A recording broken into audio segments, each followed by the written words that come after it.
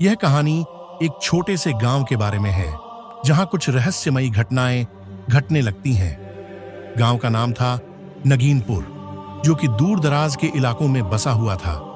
यह गांव अपनी पुरानी परंपराओं और मान्यताओं के लिए मशहूर था, लेकिन पिछले कुछ महीनों से यहां अजीबोगरीब घटनाएं घटने लगी थीं।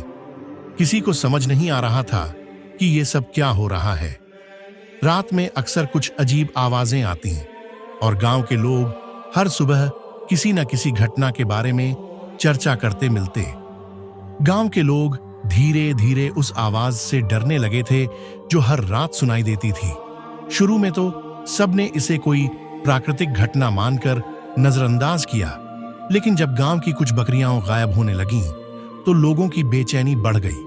कईयों ने कहा कि उन्होंने रात को सफेद साए देखे हैं जो गांव के पुराने पीपल के पेड़ के पास मंडराते थे। इस पेड़ के बारे में कई कहानियां प्रचलित थीं, लेकिन इस तरह की घटनाएं पहले कभी नहीं हुई थीं। गांव के मुखिया बलवीर सिंह ने गांव के बुजुर्गों और नौजवानों को इकट्ठा करके इस समस्या का हल निकालने का निर्णय लिया। बुजुर्गों ने सुझाव दिया कि गांव के बाहर के तांत्रिक को बुलाया जाए, जबकि कुछ युवा इसे एक रहस्यमयी साजिश मानकर अपने तरीके से इसका पता लगाने का निश्चय करते हैं। कुछ दिनों के बाद गांव में एक प्रसिद्ध तांत्रिक आया, जिसने आते ही गांव की सीमा पर एक खास पूजा की और उस पीपल के पेड़ के पास कुछ मंत्र पढ़े। उसने लोगों को बताया कि इस गांव में एक पुराना श्राप है जो अब जाग गया है। गांव के कुछ लोग इस श्राप को मजाक मानकर हंसने लगे, लेकिन तांत्रिक की आंखों में कुछ ऐसा था जिसने सभी को चुप करा दिया।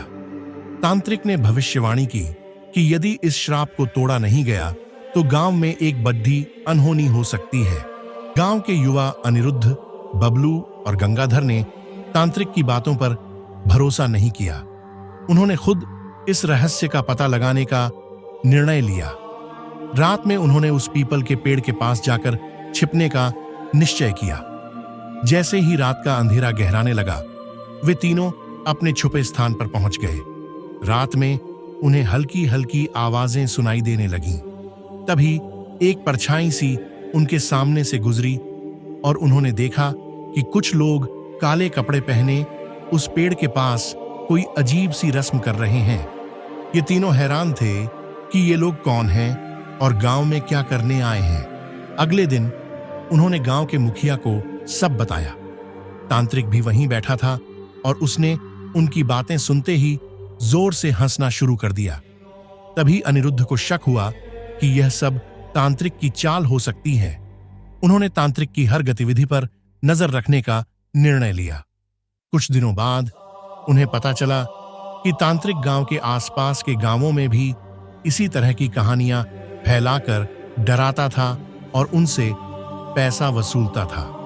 रात को तीनों ने फिर से उस पीपल के पेड़ के पास छुपने का निश्चय किया। इस बार उन्होंने तांत्रिक को उस पेड़ के नीचे अजीब रस्म करते देखा और उसके साथ कुछ बाहरी लोग भी थे। अनिरुद्ध और उसके साथी समझ गए कि ये सब तांत्रिक का प्लान है। उन्होंने गांव के लोगों को इकट्ठा किया और तांत्रिक को रंगे हाथों पकड़ा। तांत्रिक ने कबूल किया कि वह गांव के लोगों को डराकर उनसे पैसा वसूलने की योजना बना रहा था।